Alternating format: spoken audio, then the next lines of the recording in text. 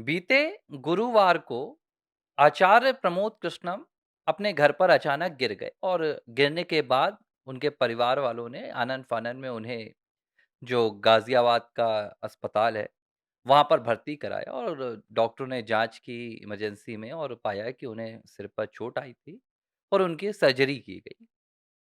इसके बाद जब ये बात भारत के प्रधानमंत्री नरेंद्र मोदी तक पहुंची तो प्रधानमंत्री नरेंद्र मोदी ने खबर लगते ही बिना कोई वक्त खराब किए सीधे आचार्य प्रमोद कृष्णम को फोन घुमाया। बाकायदा प्रधानमंत्री नरेंद्र मोदी ने हर एक जानकारी ली।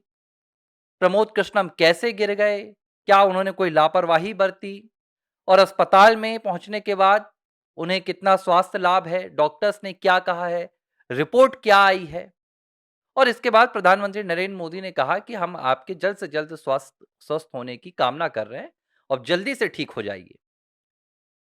जब प्रधानमंत्री नरेंद्र मोदी का फोन आचार्य प्रमोद कृष्णम के पास गया तो आचार्य प्रमोद कृष्णम इस बात को सार्वजनिक किए बिना नहीं रह पाए।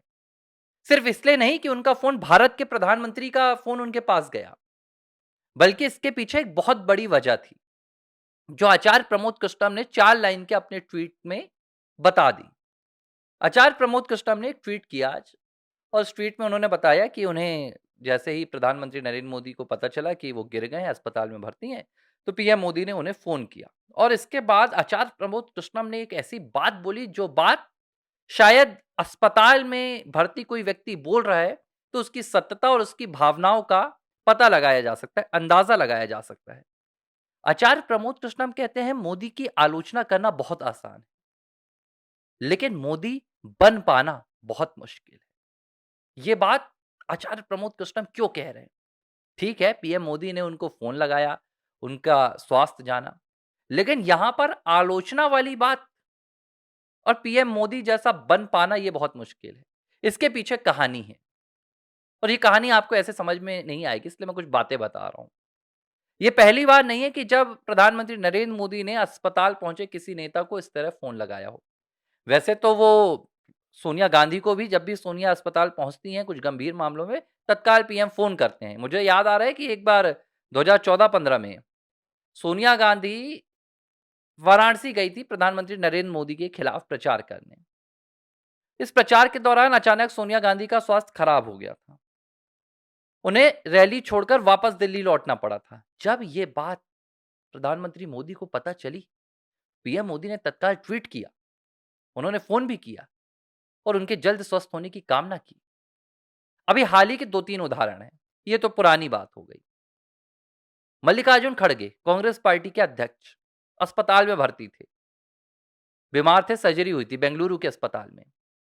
कांग्रेस पार्टी का कोई बड़ा नेता या जिन्हें खुद मल्लिकार्जुन खड़गे कहते थे कि मुझे बनाने वाली मैडम सोनिया, मैं इनके लिए बलिदान हो जाऊंगा, शहीद हो जाऊंगा, बड़ी-बड़ी बातें करते हैं। वो तक अस्पताल नहीं पहुंचे, जबकि 3 सदस्य हैं गांधी परिवार के। सोनिया, प्रियंका, राहुल, इनमें से कोई भी मल्लिकार्जुन खड़गे को देखने नहीं पहुंचा था।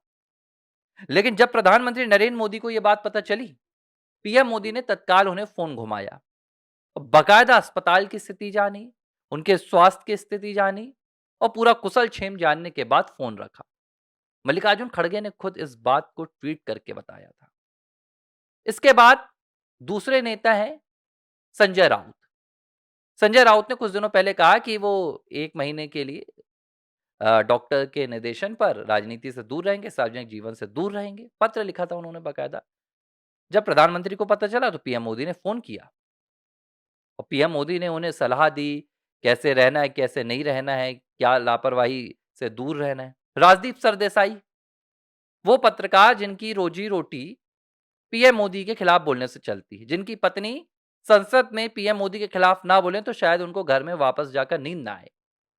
जब वो खुद सार्वजनिक तौर पर बता रहे थे कि पीएम मोदी ने फ़ोन किया और करीब आधे घंटे बात की, जब उन्हें पता चला कि राजदीप सरदेसाई कैंसर से गुजर रहे थे।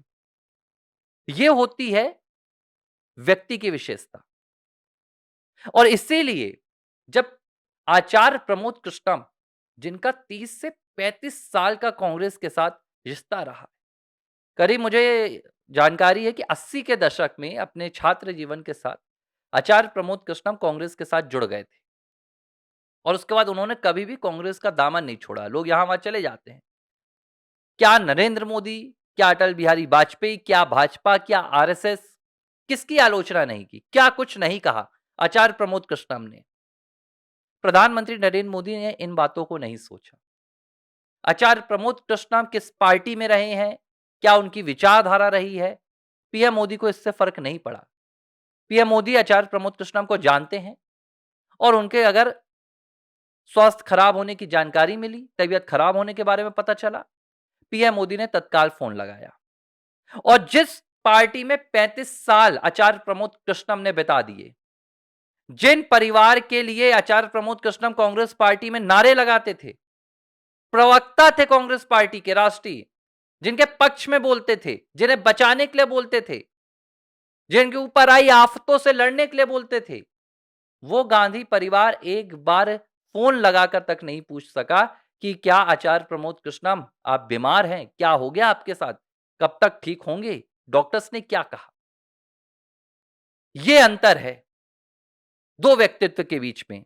एक वो व्यक्तित्व जिसे आप कहते हैं कि चाय बेचने वाला व्यक्तित्व है, जिसे आप कहते हैं कि जिसकी मां मजदूरी करती थी, और दूसरी तरफ कौन है, जो कैम्ब्रिज में पढ़ के आए हैं, जिनकी मां इटली से आई है, विदेशी कल्चर जिन्हें पता है, जिन्हें मॉडर्न कल्चर पता है। अगर ये मॉडर्न कल्चर है, ये वेस्टर्न कल्चर है, तो ऐसे वेस्टर्न कल्चर को हमें नहीं चाहिए, हम पसंद नहीं करते। ना पद का लिहाज रखते हैं प्रधानमंत्री। क्या है इस वक्त आचार्य प्रमोद कृष्णम का ओहदा? कोई ओहदा नहीं है, कोई कद नहीं है, कोई पद नहीं है, कोई लाभ भी नहीं है। अक्सर आप राजनीति में कहते हैं कि भाई हां, वोट बैंक का लाभ है।